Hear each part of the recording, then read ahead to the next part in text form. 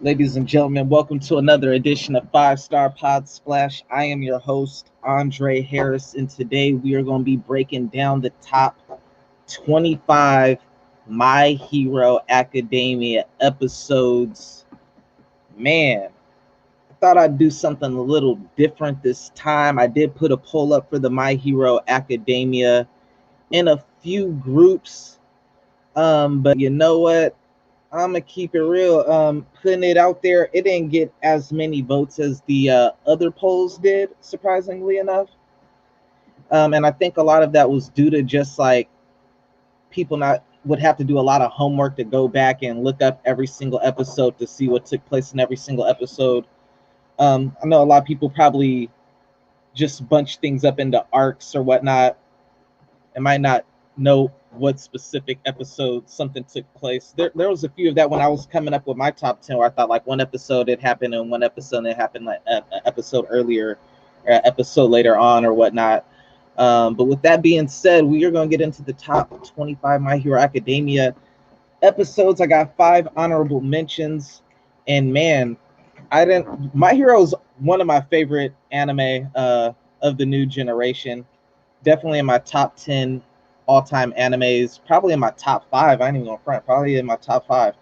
I didn't realize, and obviously I love My Hero a lot, man. You got dang there all the pops, got you know what I'm saying, the little statues, all that stuff. But I didn't realize just how great this show was, and as far as episodes, like this series isn't even at 100 episodes yet, and coming up with the top 25 was hard, bro. I feel bad because there's a lot of stuff that still probably got left out, and I'm pretty sure there's going to be some uh, episodes or stuff that probably didn't make the list that people are going to feel some type of way about or whatever. But you know, that's what these top 25 lists are for. So make sure y'all hit that like, follow, subscribe down there at the bottom at the Whole Effing Show on Facebook. If you're watching on Twitch, make sure y'all hit that like, follow as well.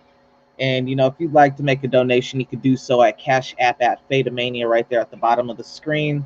From time to time, I'll take the video, audio, and put it on my podcast at 5 Star Pod Splash. So make sure you go follow that on your Anchors and Spotify's and all that as well. So with that being said, let's get into the 5 honorable mentions. They did not make my top 25. This is just my personal 25. So different from all the other top 10 series and higher numbers depending on like how many uh, people are on the poll or whatnot. This one's different. This one is my personal top 25. So I thought I'd do something different. See if you guys agree, disagree, what your personal top 25, top 10 is. You can put them in the comments, whether you're watching this live or watching later on. So with that being said, let's get into it. Honorable mention number 5. I am going to go with the Izuku Midoriya episode 1 of My Hero Academia. This was a great series introduction, strong origin. That's probably one of my favorite things about My Hero Academia is like it starts off on such a strong note. It really establishes the world and pretty much the rules, regulations, and pretty much everything within this first episode. We get a great idea of who Izuku Midoriya is as a character and his starting point. That's something that we don't get with a lot of people. Like, for example, Luffy, he just pops up out of a barrel in the middle of the ocean, no explanation, you know, like he already has his powers or whatnot. Even with a Goku, you know what I'm saying? Like, even though we see him as a young kid, he's like already super strong. Obviously, he's a Saiyan or whatnot. But let's keep in mind here, Academia. But the point I'm making is like we see him at such a low base level that there's nothing but room for him to grow and improve as a character, not just power level, but as a person overall. Like he has no confidence at this point. He's super smart or whatnot, but like he's just like he's he's fighting for a dream that just seems almost unobtainable at this point in the series. And it just does a great job at laying the foundation for what's to come, and just sets up so many things in here with the Easter eggs too. So many questions that leaves unanswered, you know, because this is the only episode too where they actually even mention Deku's father, which is another thing. So like definitely deserves an honorable mention. One thing, just before we go any further, I know I'm going on a tangent here, but I always thought if Deku was to have a power, and this is just me, you know how with the quirk, singular theory and whatnot, how like with each generation to grow stronger or whatnot, I always felt like Deku with his mom having telekinesis to Jean Grey power and his dad, as they mentioned, being able to breathe in fire made me think just like Dark Phoenix, you know. And so I was thinking like, yo, what if Deku had like some type of Dark Phoenix, Jean Grey type power? That would be fire, but it's just dormant or whatnot, or they couldn't detect it because of how powerful it is, or something like that, or it doesn't trigger until he dies and then he's resurrected on some like Phoenix type thing. But that being said, coming in honorable mention number 4, I am going with episode 19, the boy born with everything. The introduction to Shinzo, man, it's a parallel to Deku. You know what I'm saying? Another person who, while Deku had no powers at all, this is a person who had a pretty crazy power, but due to the nature of his power and how it works, people would perceive like he would just be better off being a villain, or like he's just not the right quirk for the type of work that he wants to do or whatnot. So I definitely thought this was dope. This is also the first appearance of the, I can say the first appearance, but this is the first time Deku interacts with the vestiges, and where they snap them out of the brain control, so, or the mind control. So definitely a dope episode. Shinzo, I liked at the end too, with like everybody acknowledging Shinzo, and man, it was just a really cool episode. It just does a great job of highlighting people outside of just that main character, where a lot of times it's like only one or two people really like are really noted for like anything that really sticks. Like this, I think this like did stick. It did a great job of establishing Shinzo. A lot of people wanted to see more of Shinzo, to the point where he eventually ends up coming back into the fold. Honorable mention number 3. Some people are probably going to be mad. Some people are probably going to have this in their top 25. But again, there's so many good episodes of My Hero Academia. Like, you're just going to leave bangers out. It's like no way around it.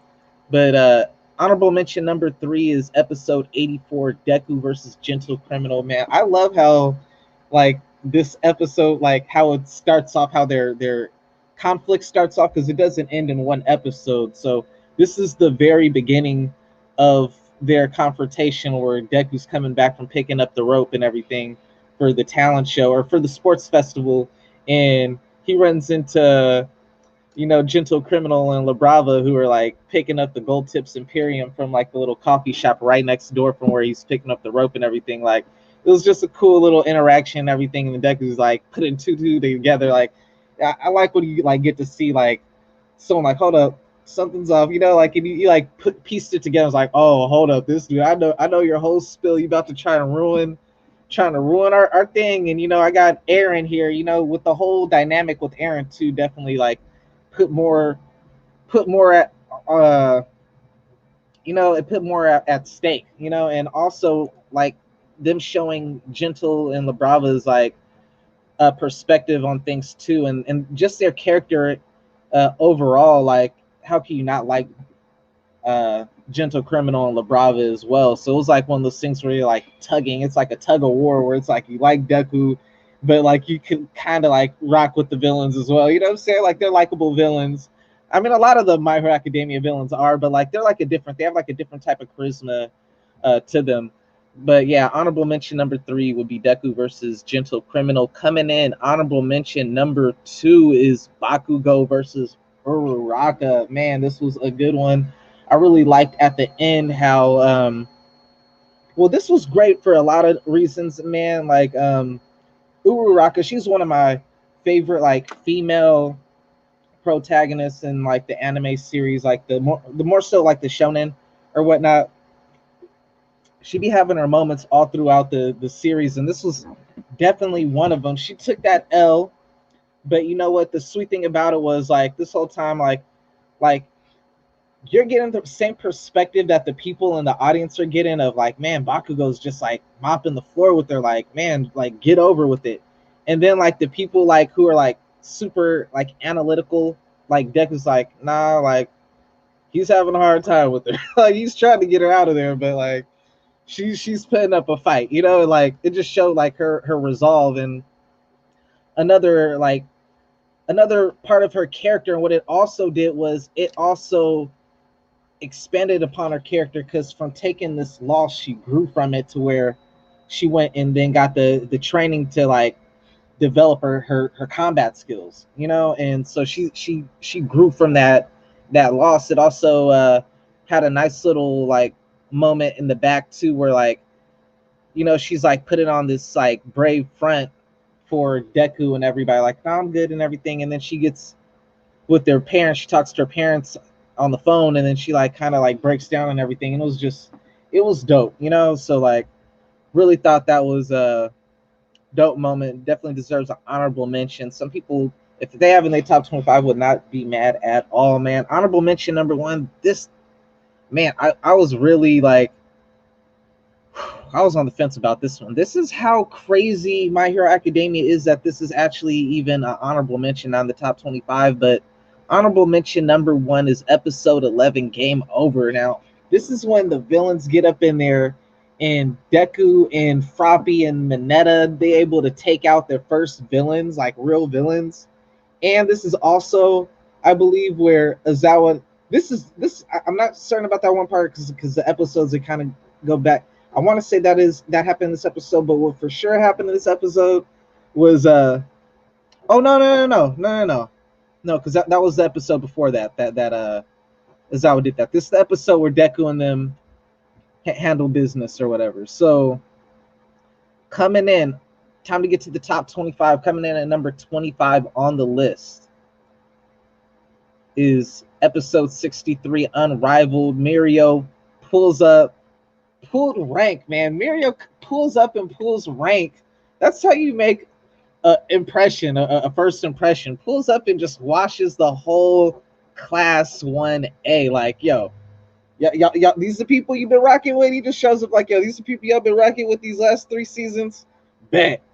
Puts hands on all of them at the same time. Bakugo and Shoto, they was smart. They could like sense.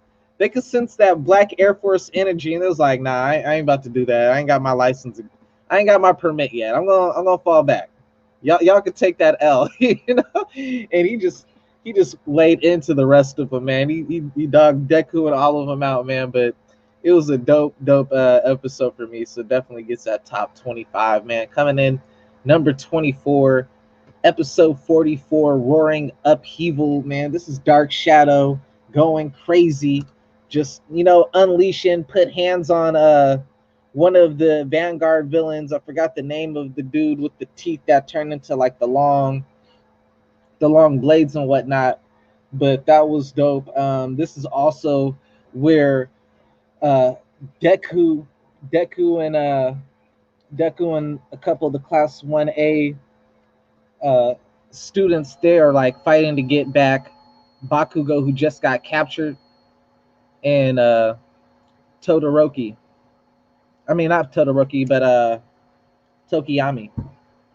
So this is like right where they catch up. The episode ends with them like catching up to Mr. Compress and Dabi and them, who are just about to escape with them. And it looks like the tables are about to turn in the heroes' favors until that next episode where, you know, they get that twist at the end and everything.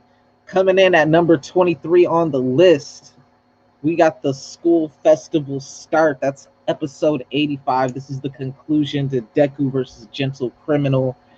You get Gentle Criminal's tragic backstory, what led him down his path, even though he isn't like on no Shigaraki level type path or nothing like that, but, you know, like small time criminal, whatnot, you know. So it makes you like really sympathize for Gentle Criminal and everything like that. And him and La Brava, you know, he has his little level up and everything. And it's another dope moment is that, you know, it's Deku handling things by himself. It's Deku as the focal point, which I ain't gonna say is a problem, because I think it's dope that how many people get moments to really shine and be, you know, have significant moments. In some part, it is hurting Deku, because like, but at the same time, it just gives you more variety, you know what I'm saying, which I love about My Hero Academia as to where like other series, like if you were to go to like a convention or something like that, you're only gonna see people dress up as a handful of the characters because they're the only ones who really ever get any shine, like for the most part. But with My Hero Academia, so much of their characters are cosplayed and whatnot, just because so many people get such a good spotlight and things. The flow in My Hero is so I think it's the perfect pace to where things move along to where nothing drags. So it's so easy to watch and go back and watch over and over because everything gets resolved and just keeps moving on at a good pace for the most part. Coming in at number 22 is Encounter with the Unknown. This is the one I mistake the other one for, where I was gonna say this is where Eraserhead shows out like, yo, like, don't think like the only thing I could do is stop your quirk. Like, you can get these hands too, and I got this little binding cloth to wrap y'all up too. He got his Spider-Man on this episode. Really showed that the pros, what it takes to be a pro, and that All Might ain't the only pro who gives it up, who gets busy out there. So like, I really thought this was a dope episode. Villains came through, they was doing their thing up in here, and yeah. So Encounter with the Unknown coming in at number 22. Coming in at number 21, we got episode 47, All for One. This is the episode that the villains have Bakugo in their hideout. They trying to get him to transfer over to the dark side. They're trying to make him a bad guy and everything.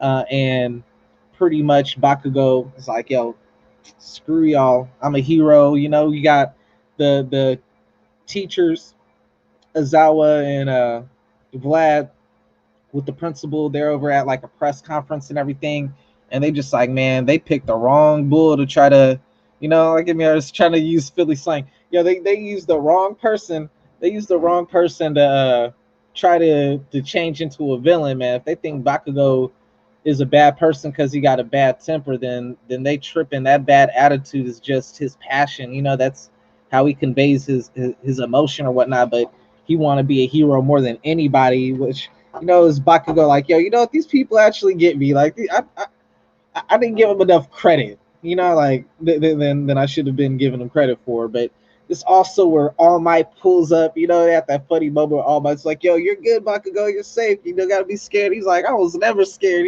like, so it's just a dope thing. You got this is another dope moment. Was like, you already saw like the heroes pull up the first time during the school invasion, but this is like the other heroes. Like, that was the school teachers. This is like the OGs, Endeavor, Ed Shot, you know what I'm saying? Kaminari Woods, like, you got the OGs pulled up on the villain hideout. It was fire. Then you yo, it was dope. But it ends with Shigaraki calling for backup in the form of All for One. And man, it was just an all around, that episode was fire right there, man. It was, took the school out, let's get to the superhero stuff, you know what I'm saying? Like, so it was super dope in that regard. Coming in at number 20 is episode 77, Bright Future. Bright Future, man, yo, this was dope because you think right after the episode that it followed with you seeing Deku and Overhaul at the end of their climatic battle, you think things are gonna slow down, but no. Like, very next episode, we got a high-speed chase with the League of Villains hijacking Overhaul, who was on his way to Tartarus. Shigaraki cutting off his hands, or not cutting off, but basically, yeah, he cut him off. He did, because he disintegrated. He started the disintegration, and then he cut him off before it like just got to the rest of his body. So it was him getting the last slap on Overhaul, who gave him a huge L and killed one of his companions or comrades earlier on in the season and whatnot. And basically, this was Shigaraki maturing, Shigaraki developing as a character. Like, this was a huge development for Shigaraki. This, up until what's to come in season 5, if they finish the League of Villains arc, this was his biggest character development in the whole series up until this point. This was Shigaraki growing up to a certain extent. This is him at least becoming a young adult, or right on the cusp of that, like maturing, like really finding his goal and purpose and whatnot, his footing. So I have to give that number 20. Coming in at number 19, we got number 37, or episode 37, Katsuki Bakugo Origin. This is where All Might puts hands on Deku and Bakugo at the same time. Deku and Bakugo happen to team up for the first time. A lot of reluctancy, but it shows, even with the power that Deku has inherited from All Might, when he uses Bakugo's gauntlet and he sees like the amount of strain and damage that it puts on him, and he has all for one, to see that Bakugo is withstanding that. It's kind of dope. It kind of shows another level of Bakugo, and a testament to his character and his resolve, that he's doing everything possible to reach that next level, to go plus ultra. So it was nice seeing that character development with him and Deku.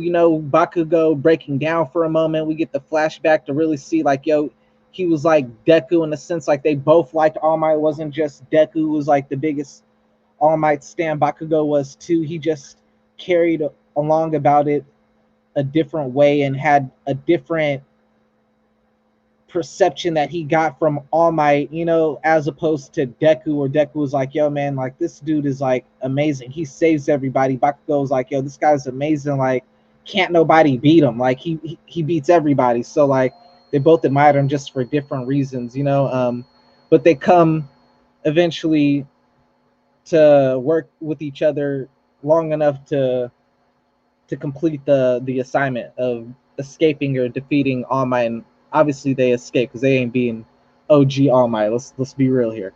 Coming in number 18 on the list is episode 18, the Cavalry battle finale. This was, man, I love the whole sports festival. Even the stuff outside of the fights was fire. Hence the Cavalry battle finale. With this episode was super dope. There was a lot of dope moments. This is like Bakugo gets back his badge from Monoma, and then takes all of their badges. Was super dope, like, because it just shows like his competitive nature and his streak, and it was just one of those classic Bakugo moments in that, and then it like set up him like, all right, we did that, now it's time, and it shows him working with his teammates again. Like, when Bakugo can, when you could figure him out, and when he decides to work with his team, like when he works with his team, like there's no stopping him, man. Like how they did that was fire. Like whenever him and the rest of his team, like that was dope. And then also you had on here, you had Ida. Ida got his moment to shine, where he's just like, yo, hold on, I'm about to do something. And he just like he would flash for a minute right there, just snatch Deku's headband. That was so fire. There was a lot of sweet moments in this episode. Tokiyami saving Deku from not even making it to the next round, snatching that headband at the last minute to just make them advance.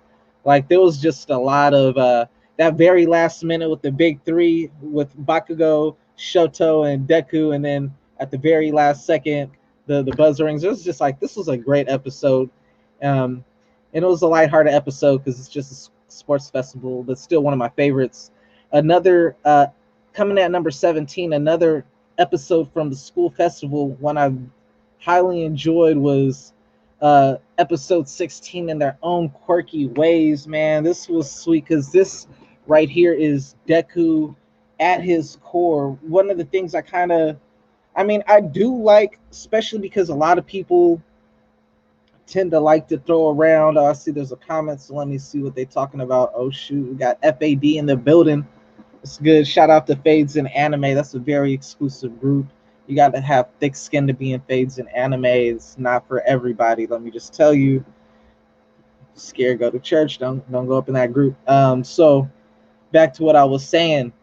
Episode 17. What I like about this is like it encompasses what Deku is, which is not relying on his power, you know, like not relying on power, but more so his knowledge and who he is at his core, which is this hero fanatic, so much so that he studied everybody, similar to a Batman, how Batman had a contingency without ever showing, except for just being already there in the Batcave. You know, like we are actually seeing him like build the contingency when he's taking all these notes on everybody constantly, to where it was his brains and his strategy that got him the victory over these people with more power than him and more talent and skill than him. It was his it was his will and his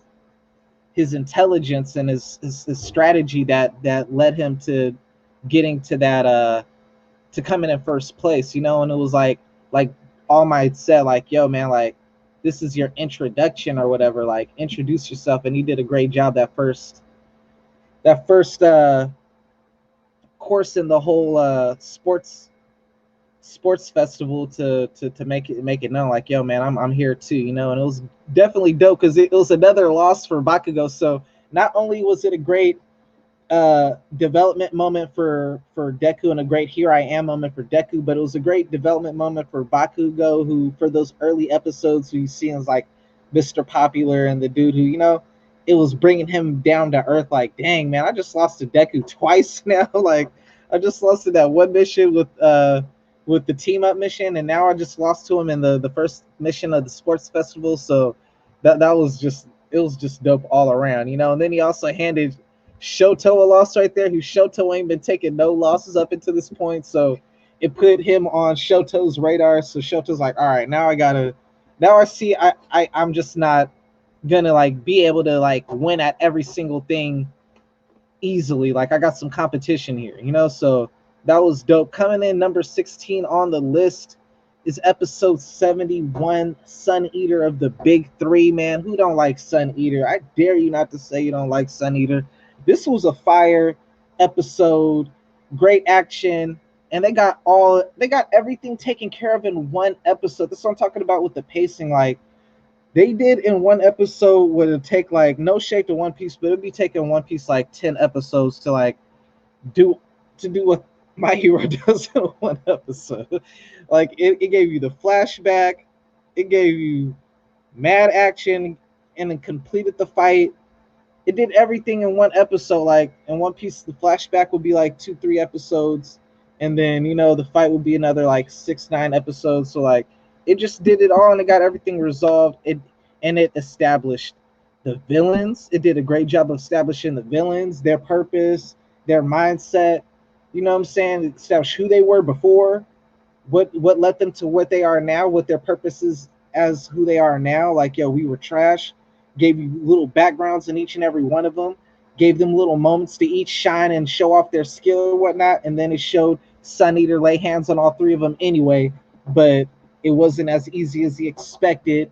He had some insight into, you know, their point of view and everything. Like, you know what, like even though we're on opposite ends of the spectrum, even though we got opposite ideals, like there are things I can relate to that you guys have, like your teamwork and your belief in each other and your friendship and everything. Like I get all of that. Like even though we're different, like there doesn't mean like we don't have things in common and that we don't have, like we might be fighting for different things, but we're also fighting for some of the same things, if that makes any sense. Coming in number 15 on the list is episode 68, Let's Go Gutsy, Red Riot. Man, the start of this episode started off so fire with the animation wise. It might have had the best start animation wise in the entire series. It almost looked like a whole different series. It kind of looked like My Hero Academia if it went Shippuden, and like things like were like post UA and everything, like with the cops, they have the giants fighting and everything. Oh girl from the Big Three pulls up and everything and starts scrapping with Uraraka and Froppy, like, and then it jumps to Red Riot with Fat Gum, and they patrolling the town and everything. And you know, Red Riot gets his moment to shine. Like you get a little bit of a insight on Red Riot, and just a great spotlight on Red Riot, who up until this point didn't really get any shine. It's just another great job of My Hero, developing with such a, I ain't gonna say such a large cast because it ain't got no cast nowhere near like a One Piece or anything like that.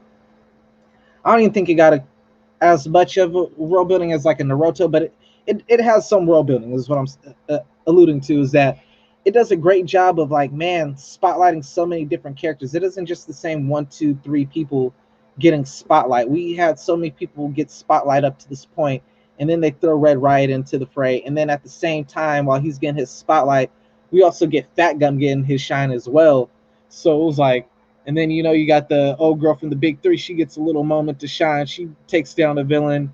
You get to see two of the class girls and class 1A. They're getting to shine out there doing their thing. So it's not just the same old Deku, Bakugo, Todoroki thing, So it was nice to see that, and this definitely led to some things that play on later on to this season. So coming in number 14 on the list is episode 45. What a twist, man. Right when you think that the UA students are turning around their bad fortune, at the very last minute, Mr. Compress shows up like, nah, you got the wrong one play. I was tricking y'all. I was fooling y'all. And at that same time, you got man, my mind is going blank. I'm so mad I can't remember his name right now. But oh boy with the laser beam shoots the laser out, pops him right in the mouth. Pops him right in. He popped it right in the mouth with the laser, bro. Knocked the pebbles out his mouth, man. But Dabi, this is the first Dabi Shoto interaction that we get. A little bit of a teaser of who Dabi is, as he hints with the Shoto Todoroki, calling him by his full name.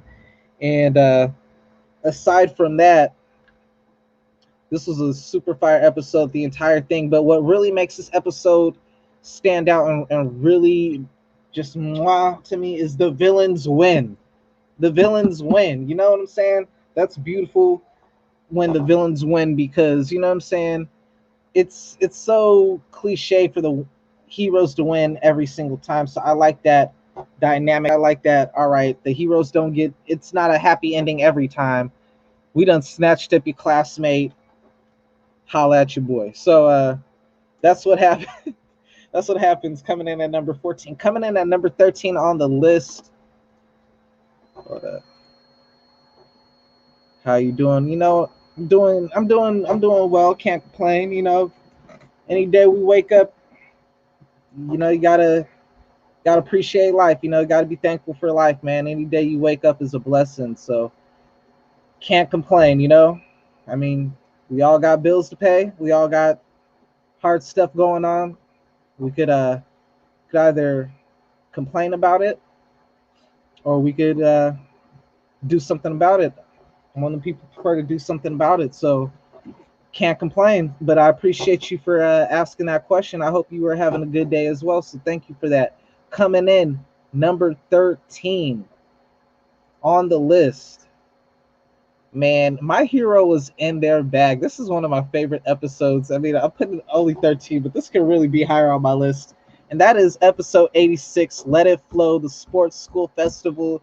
Yo, My Hero Academia did what no, I don't know, because I mean, I watch a lot of anime, but correct me if I'm wrong, but I can't recall, like, especially for shonen, like, I can't recall an execution of a musical like to this level, bro. Like, this was such a great episode. No action, nothing. It's just a good, feel good, warm-hearted episode. The song was fire. The animation to accompany it was fire.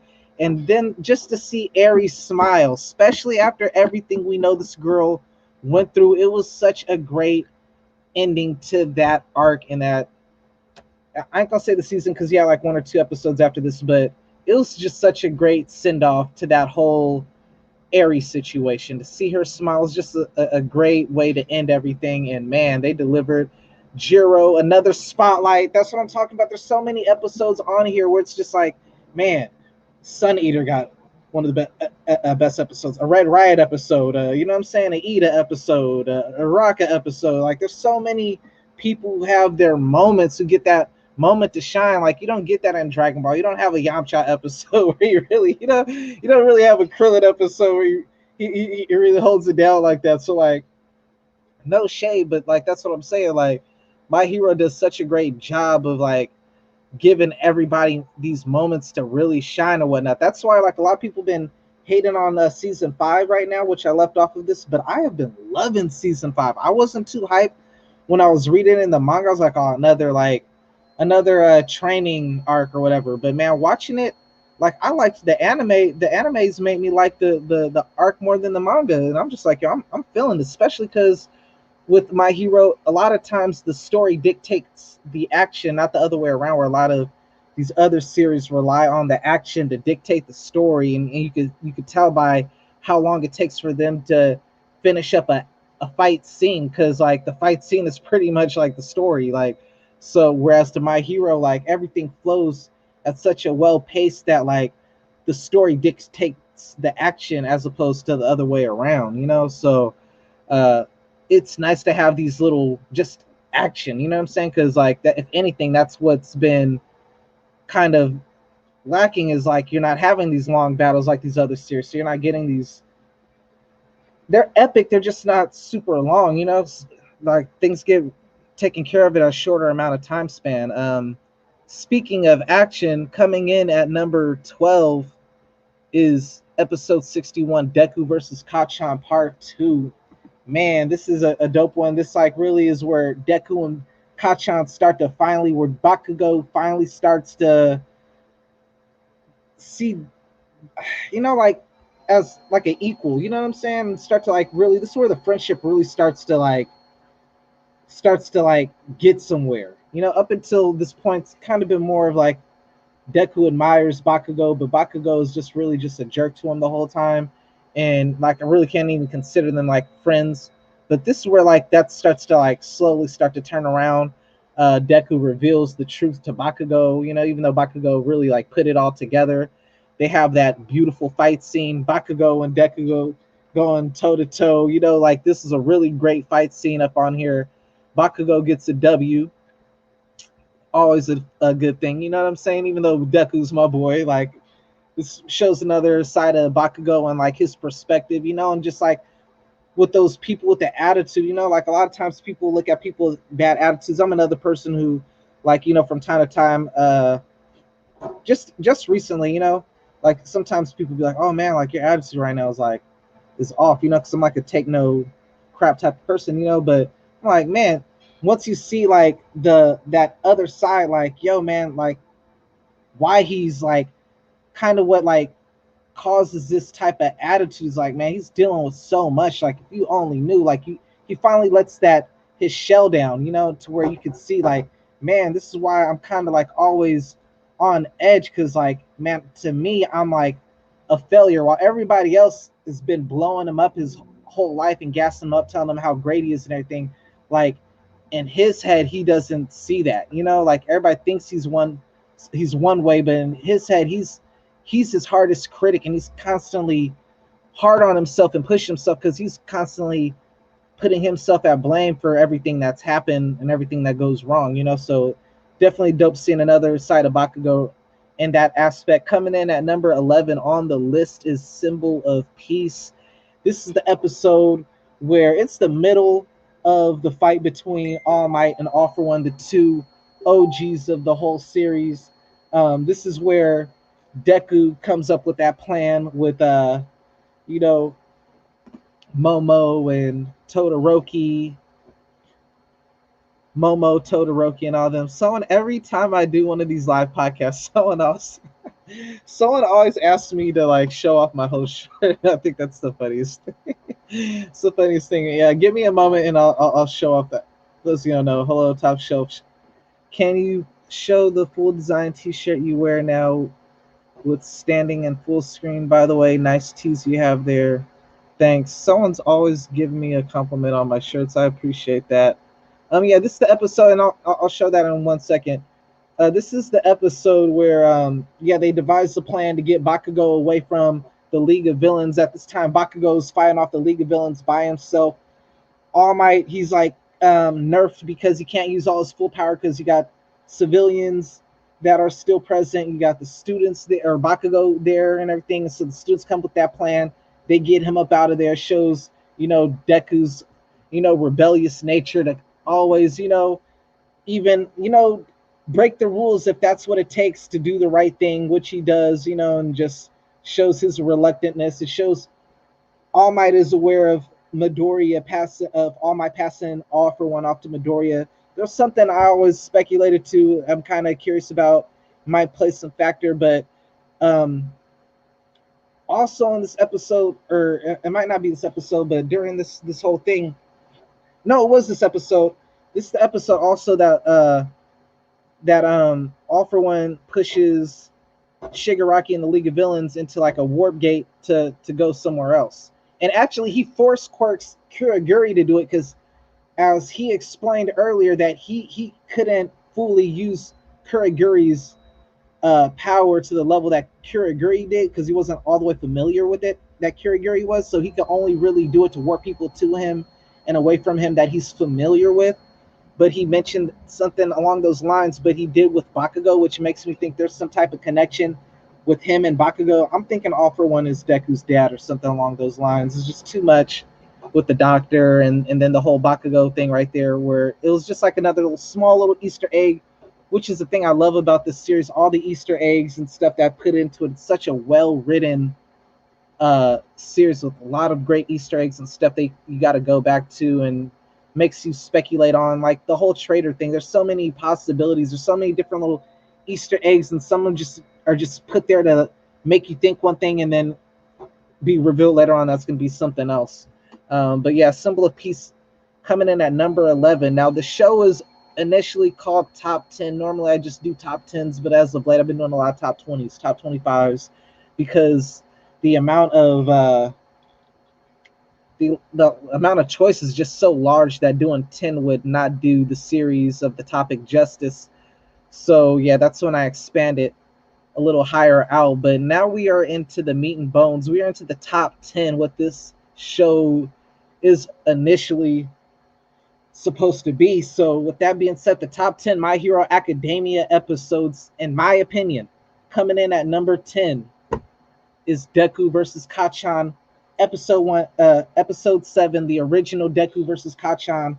While I thought like the Deku versus Kacchan part 2 was better animated as far as like the animation per se, and them going all out, Deku got better control over his powers and whatnot. From a story standpoint, this one just had more weight to it. It had more meaning. This was Deku standing up to his bully who's been bullying him his whole life for the first time. He ain't got full control over his powers as well, which is, I mean, that makes it even more admirable, in the sense, he's over here, he got Uraraka with him, and then he gives Bakugo that judo slam. He straight judo slammed the shit out. He's like, hey, he judo slammed Bakugo through that ground, man. Had him coming up off the ground like with the spit coming out his mouth. Yo, man, Deku did Bakugo dirty, man. At the very end of the episode, again, not relying on power, because now they got Deku OP, which takes away what made his character so endearing initially, which is kind of like with Batman. Like, people lose point of what makes Batman in a sense when they go out of their way, like, oh, he's powerful to beat all these people who are way more powerful than him. What made Batman so cool was that he was more so his strategy, and the more so he was grounded in him being human. He can die, he can be beaten, but the strategies that he puts into practice or use to overcome, like, it wasn't that he was overpowered here. He was outskilled. He was out everything, but he out strategized, and that's how he managed to come up and defeat Bakugo for the first time. And it just humbled Bakugo, and at the same time, it amazed All Might. It was a great character developing moment for sure for Deku. This is where he announces, like, yo, man, like, you know what, that name you used to always call me? Well, old girl likes it, and you know what? I like it too now. That's my hero name. Deku is just a dog, man. So, yo, episode top 10 for me definitely is going to be Bakugo versus Deku, or Deku versus Kacchan, part 1. Before I get into number 9, I recall I had must be some allergies or sinuses going around or something. So my nose is a little scratchy right now. But I had someone ask me to show off the whole shirt, so let me just do that real quick, you know.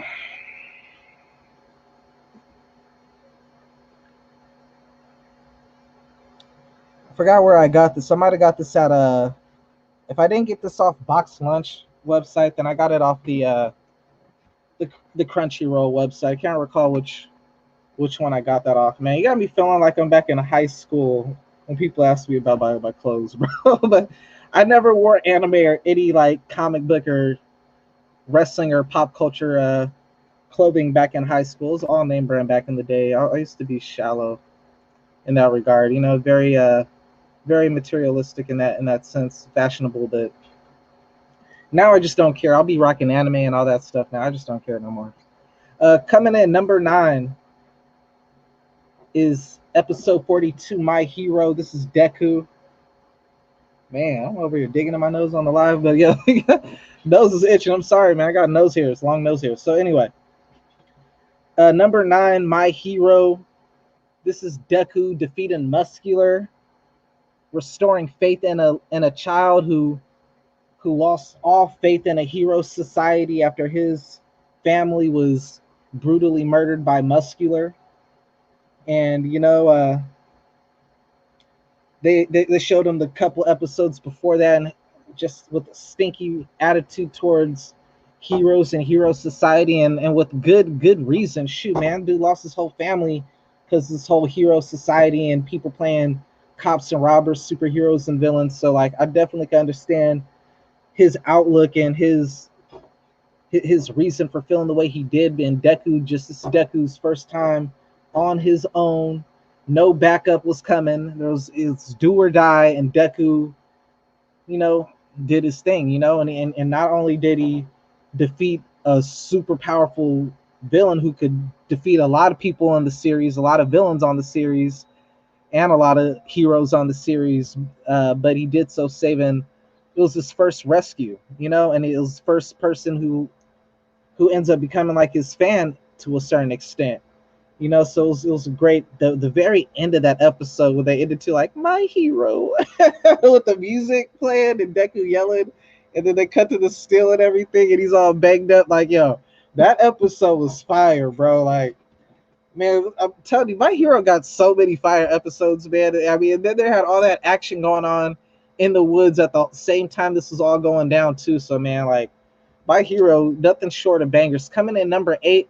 Now, I did say earlier that the reason I decided to do top 25, my top 25, because like it didn't do that many polls. It didn't do that many numbers in the polls. There's probably about like 50 total overall, like for like the highest voting count on the poll, and I only put it up in like 2-3 groups initially. But I got tired of typing up each and every last one of these episodes and everything, and then I start thinking like, yo, I don't know how many people are gonna actually even take the time to vote on these polls for as long as it's taken me to type all these up. So I'm gonna just do my own top 25 for this one, because this is one of my favorite series out anyway. So I just figured I'd do it that way. But this was number 1 on those polls, even though it just didn't have enough polls for me to merit doing a whole top 10, top 25. So I just did my own. But this was technically number 1 if I would have went based on fan vote, and that is episode number 29, Stain versus the UA Heroes. Man, there was so much that went on in this, and it was just such a different it was like a breath of fresh air, because it was like, man, is this the first time? I want to say this is the first time it had like the heroes outside of like a school setting. Like, yeah, because you had the school arc, Then you have the sports festival. Everything was basically even the raid at UA. Everything was at UA. So they did deal with villains during the raid at the school, but this is the first time we leave school grounds. This is the first time like we're out there in the real world and we out there in the city and everything, and a lot's going down. You got Ida out there looking for revenge, looking for blood, out there looking for Stain and everything, and careful what you ask for because you just might get it. And Stain pulled up with all the smoke. He treated Ida like he was nothing. Like, bro, like I wasn't even gonna kill you, but you keep talking reckless, so I changed my mind. I'm about to smoke you. And at the last minute, OG Deku pulls up again, bro. This dude Deku is so notorious for saving people. He saved All Might like 1 or 2 times early on in the series in that first season. Saved Bakugo early in that season. Like, this dude is the master of the pull up when you need it. Like, Deku is that person. If, like, you know how they have those memes and they like put like 4 or 5 superheroes or whatever, and they'd be like, oh, if you had one person to save you and the rest, I'm choosing Deku because Deku gonna show up. You know he's gonna show up on time. And Deku shows up, saves Ida, gets Stain's respect in this episode, you know, because Stain like, oh, you a real one. These other ones are some fake busters. They ain't really about that life, which is something that later on in the series, like his whole perspective and everything is right, because he had so many heroes who were in it for the wrong reasons or only in it for the fame and the money and so forth. And then once things got real, you've seen a lot of them dip out later on in the manga. So like what he was exposing and going after these heroes for, he was right. In Deku, once he sees Deku and how Deku handles himself, he realized like, oh, you different from these other ones. Like you the real deal. Like, I'm gonna let you live. I like you, bro. But we can still throw hands because like I see you really about that life. You know, so like Deku and Stain going at it one-on-one was fire. Then when Deku starts to have his issue, Todoroki pulls up with the fire, bro. Todoroki using the fire, man.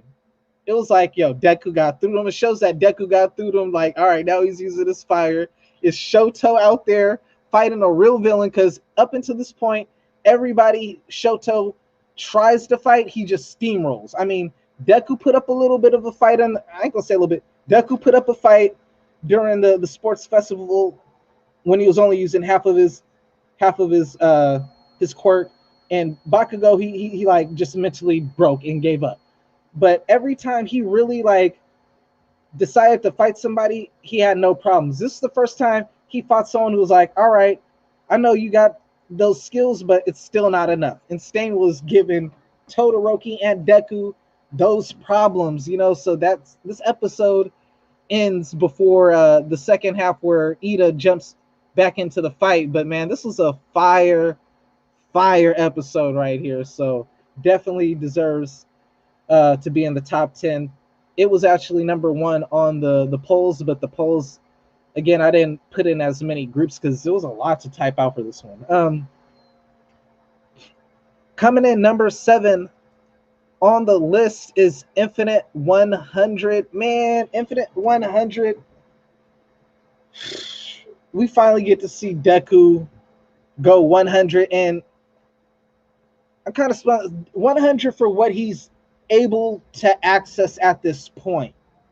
Because obviously he has all these other quirks he hasn't have access to yet. So obviously this isn't really 100% of Deku, but this is an infinite of 100% of what he could do at this moment, you know?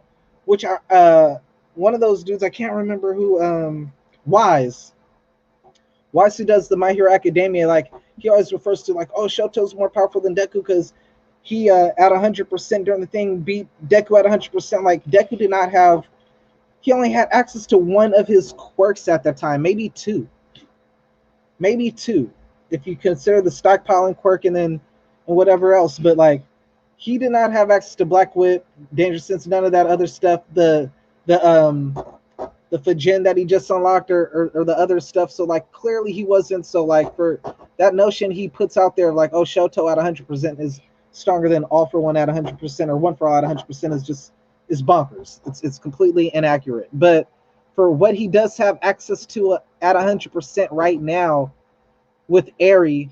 Man, this was one of those episodes, bro. Like they threw the music in the background, man. He beat Overhaul into a flashback, bro. He made when Overhaul, like when it shows Overhaul's eyes, like you look into Overhaul's eyeballs, and all you can see is Deku coming at him with the like yeah. Hit him with that One Piece Luffy. You know how Luffy was fighting Katakuri, and he was hitting him with them like huge fists. He hit him with the One Punch Man Luffy One Piece right there, dog. He was knocking limbs off of just blah blah. He was knocking limbs off of Overhaul, bro. This episode was fire, bro. Changed destiny. R.I.P. Night Eye. Night Eye dies at the very end of the episode. That's how we end the episode. R.I.P. R.I.P. R.I.P. I just killed the club. Man, he took care of Night Eye, but Night Eye seeing Deku change fate, change history. I mean, destiny. Like, was just fire in itself, man. I was real I almost gave this a number 6, and what I did give number 6 would have been higher up on the list if it wasn't for how they did the animation, man. Because honestly, if it wasn't for them doing what they did, this would probably be number 2 on the list, if not number 1. You could argue number 1, and that is episode 74, Lemillion. Man, Lemillion, this is one of the greatest single contained episodes of My Hero Academia. We get the flashback. We get Lemillion going one-on-one with Overhaul and a couple of Overhauls. It's Lemillion versus Overhaul and like two or three of his members, and he's holding his own against all of them. Even after he loses his power, he makes the ultimate sacrifice to save Eri from no more pain. You have the dope line with the cape. The cape isn't for me. The cape is to wrap up these kids and these victims who need to be saved and everything. Restoring Eri's faith, fighting off Shizaki long after he's lost his power and everything, man. The ending, the way they end it, My Hero, one of the things My Hero does so great, which is another reason it's one of my favorite, is, man, their score. And I'm sorry, I went to school for animation. I graduated for animation. So, like, doing cartoons for the years that I did and everything like that, like, there's so many little things that I pick out that other people might not. But the score in My Hero Academia has the best score in anime, bro. Their music is so, like, their background music and stuff is so perfectly, it matches the emotion and everything at the right times. When that very ending where he's running into the sunlight after saving Eri and everything, and like, yo, man, I want to be a hero, and you're just kind of seeing like, man, it's like this dude who's worked so hard to take this quirk that was broken, but it was like not in a good way, to turn nothing into something, and work so hard to get to where he's at, and then sacrifice it, which is like the epitome of what a hero is sacrifice, so for him to sacrifice, and he sacrificed so much just to get to the level he got to, and then he has to sacrifice and give it all away, everything he's ever worked for, everything he's ever wanted to be, he gives it all away to save this girl. It was the most heroic moment in all of My Hero Academia. It outshined, I mean, Deku obviously is the one who saves the girl, but he's the one who sacrificed the most to save her, and it was probably like the most heroic, if not the most heroic, I'd say it's the second most heroic, if not the most heroic, like, sacrifice in all of the My Hero Academia up until this point. And it just really killed me, because it was one of those, it's probably the episode I was most looking forward to getting animated. And when they did that slideshow, I was just like, bro, like, why couldn't you just give us the animation? Where was season 5's animators for this episode? This episode deserved better in that sense. But if anything, we would have liked to seen it more expanded upon, but we didn't get that. But even with us getting the slideshow for some of the action, the story was still so strong. The moments were still so strong, and the meaning and everything was still so strong that it's still ranked number 6. And that was with the bad animation. If they would have really if they would have just fixed up the animation, if they went and did the little slideshow at that part and just do a little bit more onto that fight scene or whatnot, this would possibly be number 1 episode in the entire series. It would be my number 2. It would definitely be my number 2, because I'm thinking of my number 1, and my number 1 is definitely my number 1 no matter what. But it would definitely be my number 2, if not number 3, overall. With that being said, number 7 on my list,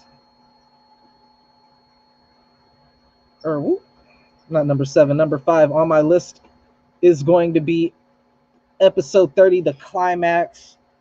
That's the name of the episode, but the climax to the Stain versus the UA students arc.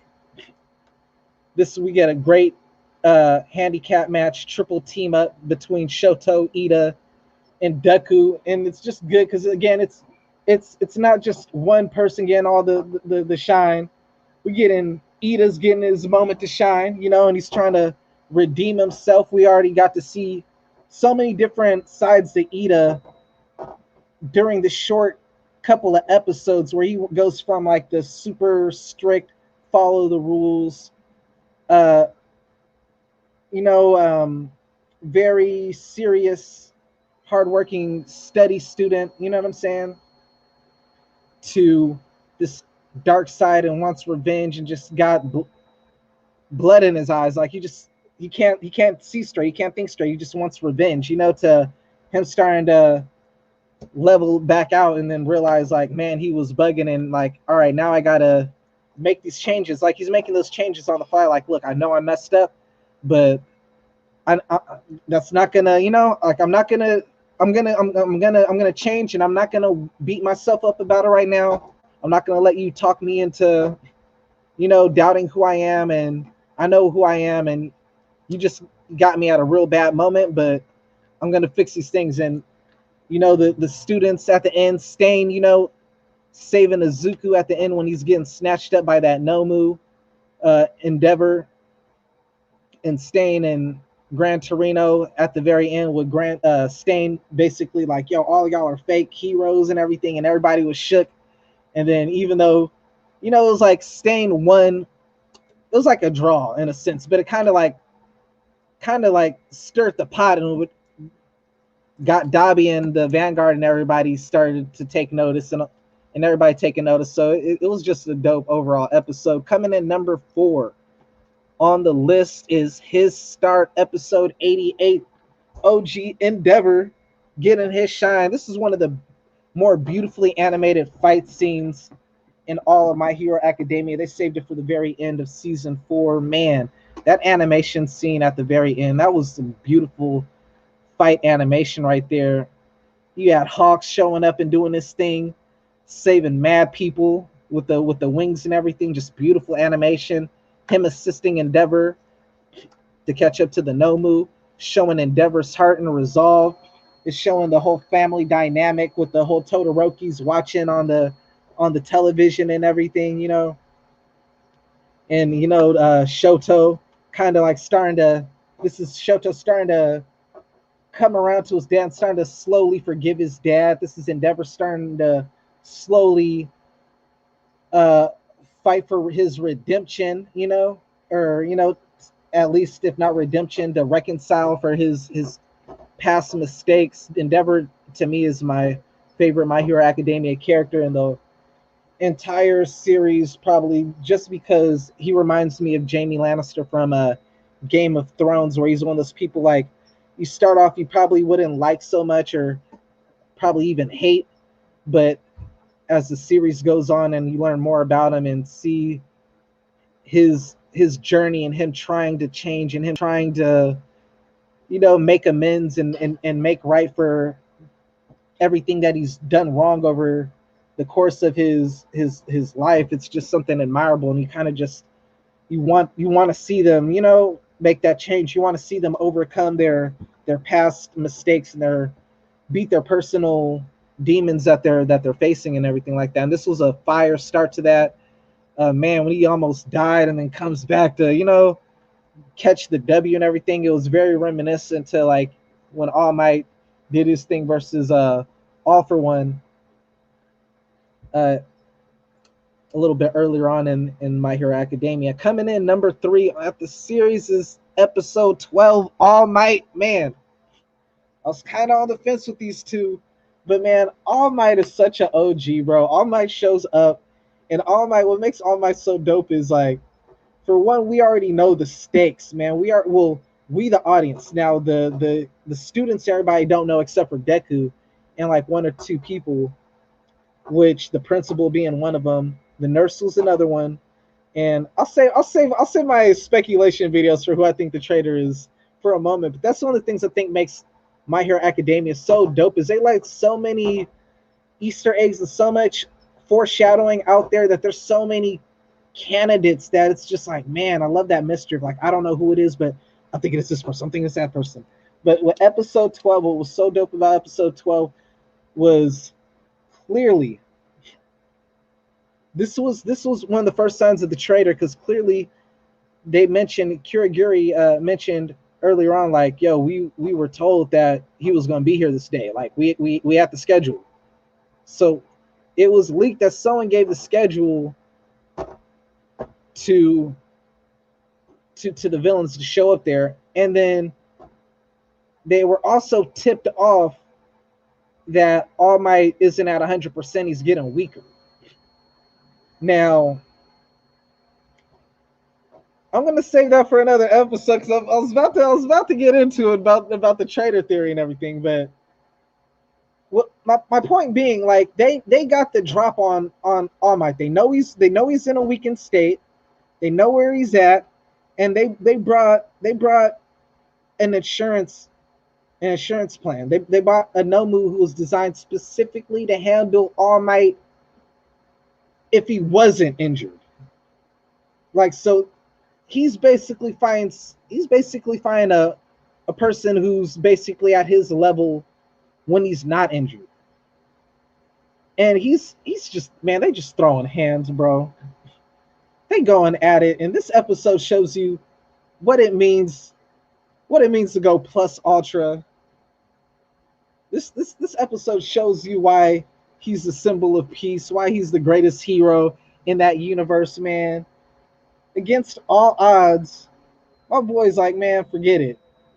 I'm going 110%. If 100% ain't enough, if my all ain't enough to get the job done, then I'm gonna give more than my all. I'm gonna have to reach down deep to places that I didn't even know I had and just pull it out, bruh.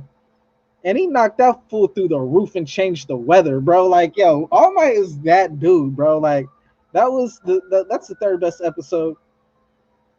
Coming in at number 2 is episode 23, Shoto Todoroki Origins. Man, this was my favorite battle in the at the sports festival. Yeah, man, like this match was just fire, bro. Like, Deku showing his heart, his reserve, his will. People talking about Deku being a crybaby, please shut up. This dude is breaking bones. This dude is breaking 10 bones and then breaking them over again. The stuff, these huge blocks of ice, bro, like little mountains of ice, little, you know, like, just up until this point, everybody else began stopped by this stuff. Like, groups of people, villains, professional villains, everybody, he's been locking everybody down. Deku ain't going for it, blah, blah, blah. If you want to beat me, you got to give your all, bro. Your 50% is not enough, bro. This whole self-doubt thing, and then it also just broke on Shoto's psyche and his behavioral health issues that he was dealing with, his trauma and his, you know, everything that he's dealing with.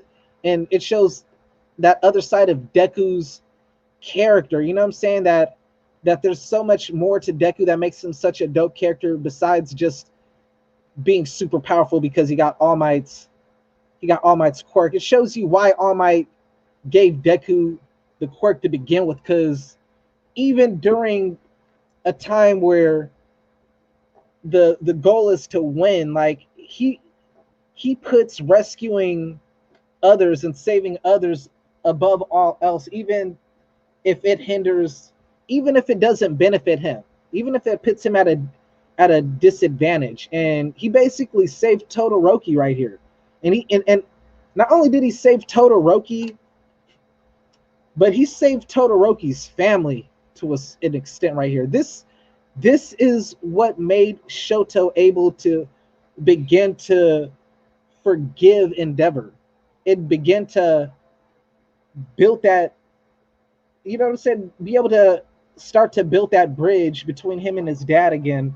Because up until this point, it was completely just gone, you know? And that moment when Shoto went 100 with the fire and everything, and then Deku went 100, and the teacher's trying to cement toss with the whole blocks, trying to stop it because he knows, like, yo, they about to blow this whole spot up, bro. And then the whole, it was fire, bro. And then Deku taking a loss, like, dope.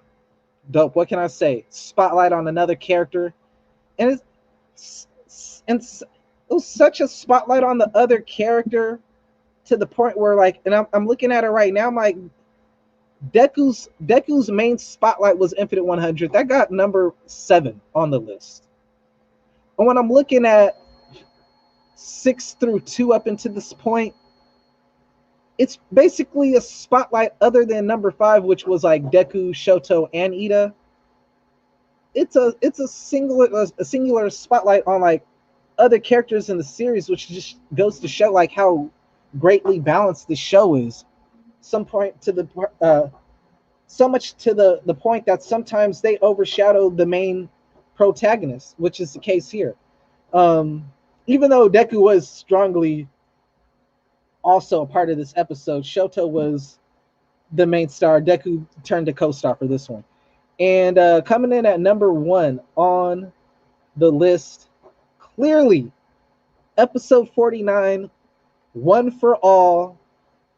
Man, the climax to the fight between All Might and One for All, the retirement of the world's greatest hero, All for One being exposed to the public, his real state, him telling Midoriya at the end, like, yo, now it's up to you, bro. Like, this was just such an incredible, significant All Might against all odds. Like, he's over there with the last embers of One for All, just fighting, to stop All for One. Man, it was great, man. The whole thing was just so beautifully executed, and it executed in 2 to 3 episodes.